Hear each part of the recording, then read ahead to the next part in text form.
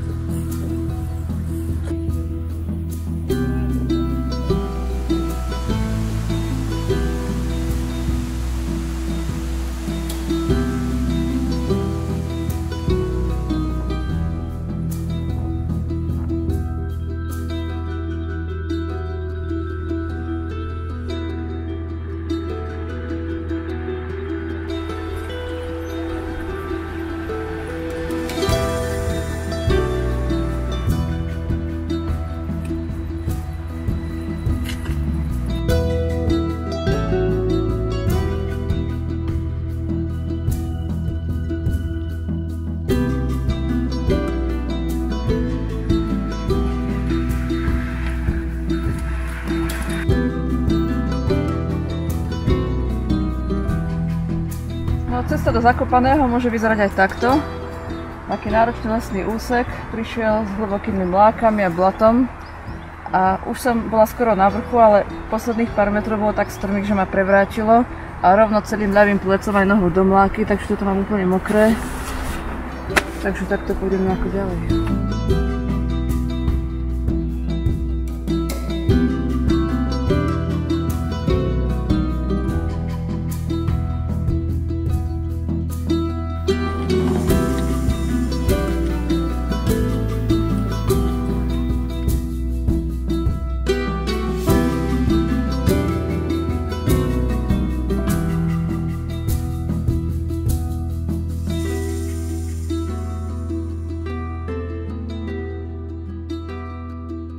Prvé ráno sme sa zobudili v Zakopanom, čo je veľmi známe poľské turistické mesto a zároveň je to meka skokanov na lyžiach. Poľskí skokani sú celosvetovo veľmi úspešní a dobre známi a trénujú práve na týchto mostíkoch, ktoré vidíte za nami. História mesta sa spája s 15. storočím, kedy prišli prví ľudia, aby sem klčovali lesy a zakladali osady. Táto činnosť sa v miestnom jazyku nazývala kopané a ako správne tušíte, od tohto slova je odvodený aj názov mesta Zakopané. 19. a 20. storočie patrilo v meste banskej činnosti, ťažila sa tu železná ruda, neskôr išlo o dobre známe kúpele, kde sa liečili pľúcne ochorenia, predovšetkým tuberkulóza, no a mesto odjakživa priťahovalo aj umelcov. My zo Zakopaného štartujeme do druhej etapy, našim dnešným cieľom je Tatranská Lomnica.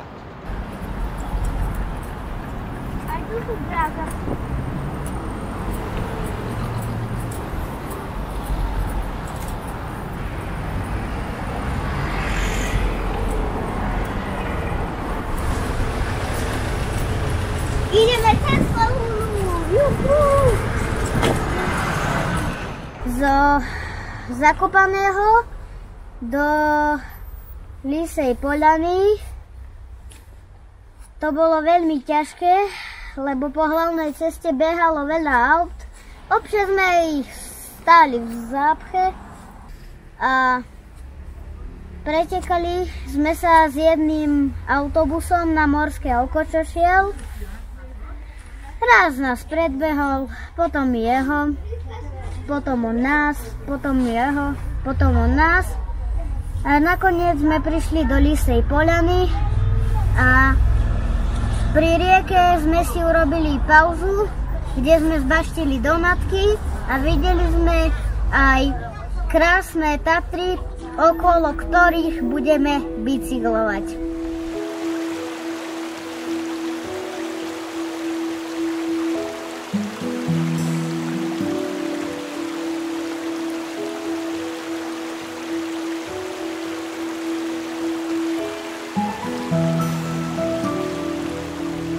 V Rysej Poľane sme prekročili hranicu a ocitli sme sa opäť na Slovensku. Zašli sme sa pozrieť do Bielovodskej doliny a tu si trošku pripomenieme geologickú minulosť Tatier. Tatry sú tzv. Jadrové pohorie, sú tvorené vyvretými horninami, najmä žulami. Podstatou je žulový masív, ktorý bol v minulosti zahlbený v zemskej kôre. V Treťohorách ho horotvorné procesy vyzdvihli do úctyhodnej výšky, údajne to bolo až 3500 metrov nad morom. A voda potom vymiela mäkšie horniny. Zostal iba holý žulový masív a dnešnú podobu vtlačili Tatram ľadovce v Štvrtohorách. Vystriedalo sa tu niekoľko ľadových dôb a počas tohto obdobia ľadovce úplne zaplnili niektoré tatranské doliny. Najväčší ľadovec bol práve tu, v Bielovodskej doline. Pred 10 000 rokmi sa skončila posledná ľadová doba a ľadovce sa úplne roztopili a zmizli.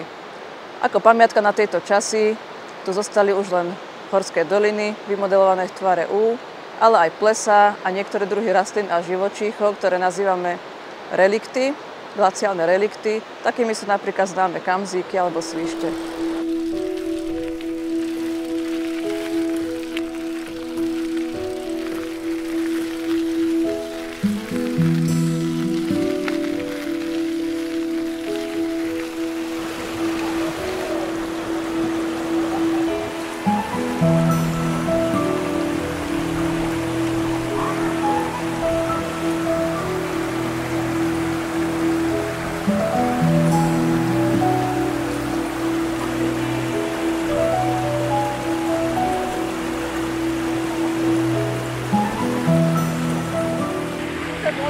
Do Žiaru. Natrafili sme na takýto rozvodnený potok, ktorá sa viedla potokom a keďže voda je tam dosť hlboká, tak nezostávalo nič iné, len sa vyzuť. Takže museli sme sa povyzúvať, poprenášať bicykle, tašky osobitne, mačka na chrbte a tá voda bola brutálne studená. Takže teraz ma z toho mrazí, ale zvládli sme to.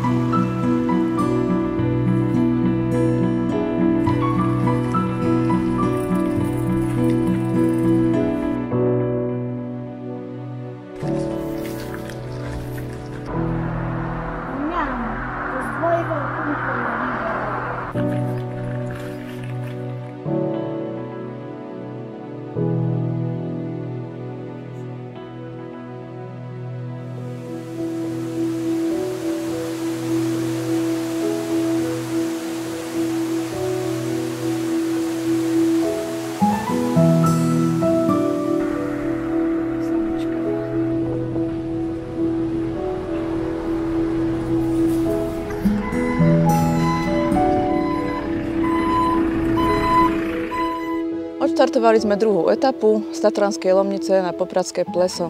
Cestou sme sa zastavili v Starom Smokovci pri pramení Kyselka, kde sa začala písať história tatranských osád. V 18. storočí tu vznikla prvá osada, ktorou bol Smokovec. Založil ju gróf Štefan Čáky, ktorému patrili aj tamojšie lesy. Neskôr sa to začalo rozvíjať kúpeľníctvo. Bolo inšpirované najprv kúpeľmi v Nemecku a Švajčiarsku a neskôr prechádzali kúpeľe mnohými premenami. V čase druhej svetovej vojny napríklad mnohé zariadenia slúžili ako lazarety a usídlil sa tu aj Wehrmacht. Za socializmu prešli ďalšou premenou, boli znárodnené a premenené na ozdravovne, na odborárske ozdravovne.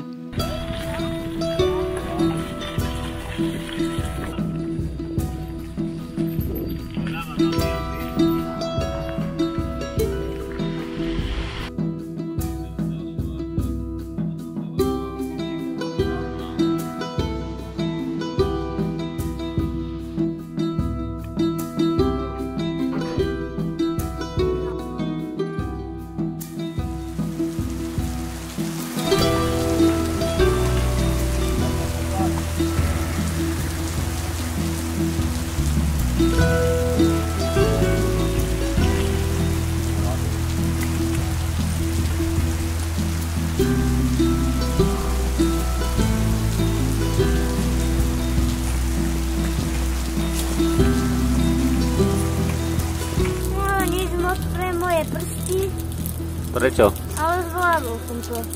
Je mi na ne zima, musím sa ísť zohriať, nemám čas teraz. Ale niečo vám poviem. Cesta bola dosť ťažká, v takejto zime a v takom lejaku.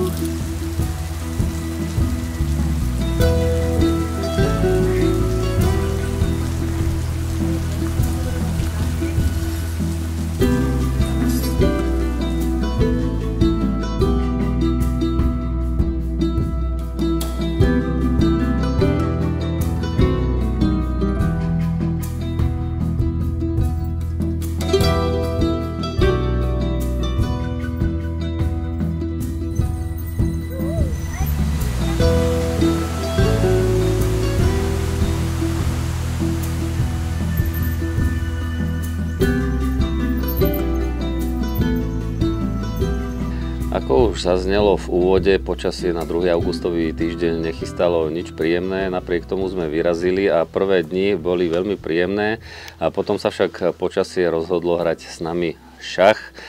Tretí deň cestou na Popradské pleso začalo asi v druhej polovici dňa pršať a poriadne sme zmokli, vymrzli, ale patrí to samozrejme k tripu. Na Popradskom plese sme sa dobre vysušili, najedli a bolo to príjemné. Ráno sme sa zobudili, na dnešný deň sme plánovali aj výstup na Kriváň, lenže ráno bolo veľmi škaredo, sichravo, hmla, poriadna zima. Pozerali sme si Aladina, ten neveštil na Kriváni nič dobré. Mali tam byť nejaké zrážky, ale predovšetkým to ukazovalo veľmi chladné počasie, len 4 stupne nad nulou a silný nárazový vietor. Takže sme sa rozhodli, že to odložíme na inokedy. Dnešný cieľ zostáva ten istý ako bol a ideme do Pribiliny.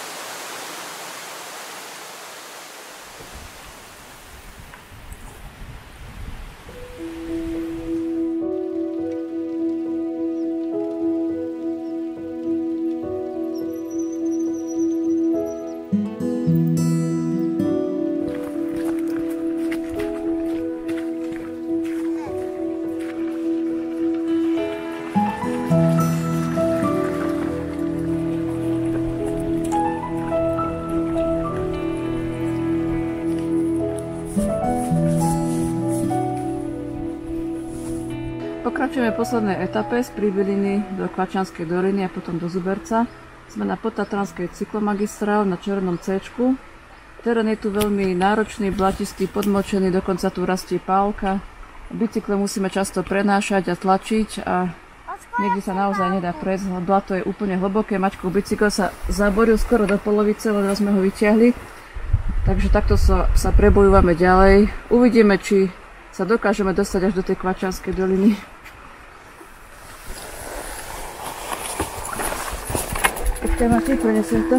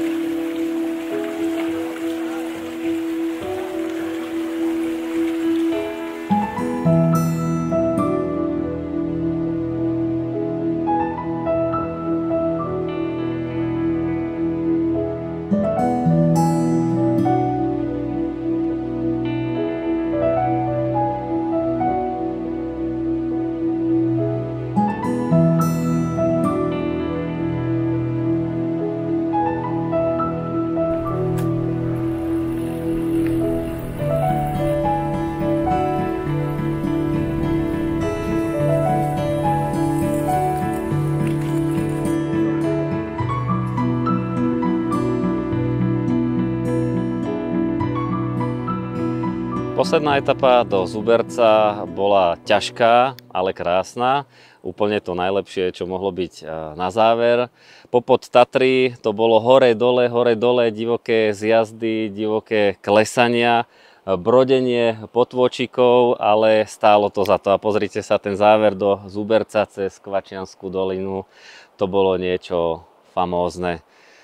Čo viac si želať? Náš trip bol pomerne úspešný. Ak by som ho mal zhrnúť, tak poviem, že sme urobili vyše 200 kilometrov.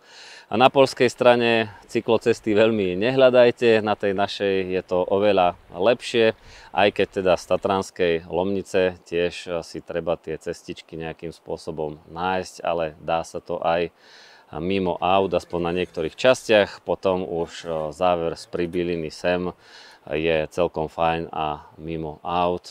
Určite si pripravte každý svoju trasu, ako vám vyhovuje. Možno to, čo ste videli v našom prípade, nie je pre vás. Treba si postaviť vlastnú trasu na vlastné sily, ale stojí to za to urobiť si takúto trasu, zabojovať a ísť si to vyskúšať okolo Tatier.